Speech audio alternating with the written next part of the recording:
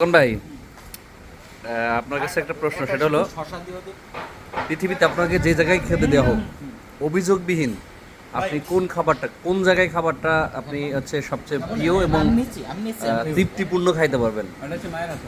মায়ের হাতে রান্না। আচ্ছা আচ্ছা দোস্ত রাকিব, তোমার তো খাওয়া প্রায় শেষের দিকেই, মানে শেষ, কারণ সালাদ খাইতেছো। যাই হোক, তোমার কাছে প্রশ্ন হলো এই একই প্রশ্ন, পৃথিবীতে কোথায় খাইতে দিলে তুমি তৃপ্তি সহকারে এবং অভিযোগবিহীন খাইতে পারবা?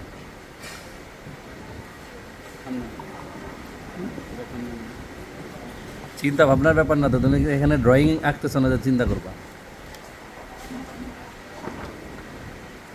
আবার শুনি। পৃথিবীতে কোন জায়গাটায় তুমি তৃপ্তিমূলক খাবার পাবা এবং অভিযোগবিহীন পেট ভরে খাইতে পারবা? রান্না করে, মায়ের হাতে রান্না। রান্না করে, রান্না করে তো জায়গার জায়গার নাম সব। আচ্ছা, কার হাতের? না না, মানে কোন স্থানের বা কোন জায়গায় খেতে তোমার হচ্ছে তৃপ্তিমূলক খাইতে পারবা, এটা গেল অবশ্যই বাড়ির রান্না। বাড়ির রান্না। সাবির ভাই, পানি খাচ্ছেন তাই না? হ্যাঁ বলেন। পানির অপর নাম তো, বিশুদ্ধ পানির অপর নাম জীবন। যাই হোক, আমরা মূল প্রসঙ্গে আসি।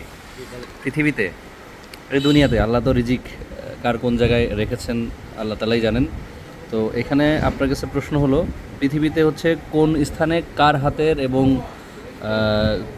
কোন জায়গার খাবারটা আপনি সবচেয়ে তৃপ্তিমূলক খাইতে পারবেন? এটা আসলে সবার হাতের রান্না তো সবসময় এক হয় না। এক হয় না। তবে যে কারো রান্নাই আপনি তৃপ্তি সহকারে খেতে পারবেন কখন জানেন? কখন? ধরেন আপনাকে 3 দিন যাবত বেঁধে রাখছে। আচ্ছা, বেঁধে রাখার পর হঠাৎ করে মানে আপনাকে ছুটিয়ে দিল, ছেড়ে দিল, তখন আমরা বলি না দড়ি ছিঁড়ে আসছে। তো আপনি দড়ি ছিঁড়ে গিয়ে যখন খাবেন 3 দিন পর, তখন পান্তা বলেন আর যা পাবেন তাই আপনি তৃপ্তি সহকারে পেট ভরে খেতে পারবেন। আচ্ছা আচ্ছা, আপনার মতামত এটাই। কিন্তু এখানে আমি যদি বলি আপনাকে বাধ্য করা হচ্ছে তখন খাইতে, এটা কিন্তু বাধ্য করা হচ্ছে মানে এই না, আপনি যে ছাড়া পেয়ে আসলেন তখন কিন্তু ওটা তৃপ্তি পাইলেন, আপনার ক্ষুধা নিবারণ করলেন, হ্যাঁ। ওটা কিন্তু তৃপ্তির ব্যাপারটা আসলো না। আচ্ছা, আর যদি আপনি যেটা বলতে চান, সাধারণত আমি যতটুকু ফিল করি, ধরেন আমি তো ঢাকায় থাকি, জি ঢাকায় না খেয়ে তো আর থাকা যায় না, সারাক্ষণই খাওয়া লাগে। জি। 3 বেলার মধ্যে খাওয়া বাধ্যতামূলক। আচ্ছা। কিন্তু যখন আমি ছুটিতে বাড়িতে আসি, জি বাড়িতে আসার পর যখন আম্মু রান্না করে দেয়, জি। তখন এই রান্নাটা যে খাই না, পৃথিবীর মনে হয় সবচেয়ে সেরা রান্না।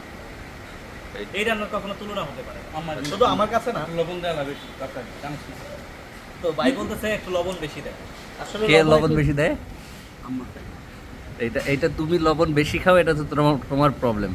যাই হোক, ওটার সাথে লেবু একটু দিয়ে নিবা, লবণ মানে কমে যাবে। আচ্ছা। ওই যে খাবারটা খাই না, আমার মনে হয় পৃথিবীতে যারাই আছে সবাই তাদের মায়ের রান্নাই সবচেয়ে প্রিয় মনে করে। আচ্ছা, আর এটাই বাস্তব। হ্যালো, না এখন হচ্ছে আমাকে আপনার কাছে জানতে চাই, আপনি যেহেতু প্রথমে প্রশ্নটা তুলেছেন, একটি ব্যতিক্রমী প্রশ্ন, অতীতে আমি কখনো এই প্রশ্নের সম্মুখীন হয়নি। আচ্ছা, আপনার কাছে জানতে চাই, একই প্রশ্নের উত্তরটা আপনার কাছে কি? কাউকে খুশি করা, কাউকে হচ্ছে দুঃখ দিয়ে কথা বলা না, আমার মূল সাবজেক্ট এটাই যে আপনি হাজার কিছু খাইতে দেন বা হাজার ভালো আইটেম বা ভালো জায়গায় ভালো পরিবেশে খাইতে দেন, ওই খাবারটাতে তৃপ্তি আপনার নাও হইতে পারে, কিন্তু আপনার বাসায় যে খাবারটা হয়, অ্যাটলিস্ট বাসায় যেই রান্না করুক, আপনার বাসায় আপনি যেটা খেয়ে অভ্যস্ত, তোমার এখানে মানে আপনি কাকে মিন করছেন? আমি আমার বউকেও মিন করতেছি না, আমার মাকেও মিন করতেছি না, আমার বাসায় আমি খেতে খাই যেটা অভ্যস্ত, ওটাতে আমি তো বাসায় এখন ভাবি আর আপনি আমি তো বাড়িতে। আপনাকে অসংখ্য ধন্যবাদ। আমি একটু চলে যেতে চাই পাশের টেবিলে যারা আছেন, তারা অবশ্য এই ধরনের প্রশ্ন আগে শুনেছে কিনা জানি না। প্রথমে আপনার কাছে যাই, আপনার কাছে সবচেয়ে ভালো লাগে কার খাবার, মানে কার রান্না করা খাবার এবং তৃপ্তি সহকারে খেতে পারেন? রান্না তো আমার মায়ের হাতের খুব ভালো রান্না। তাই? আচ্ছা, আপনি? মায়ের হাতে রান্না। আপনি? সত্যি সত্যি বলছেন? আসলেই ওনাকে আমি সত্যি বলাটা একদম আমার উচিত হয়নি, তবুও বলছি, কারণ আসলেই পৃথিবীর শ্রেষ্ঠ খাবার হচ্ছে মায়ের হাতের রান্না খাবার।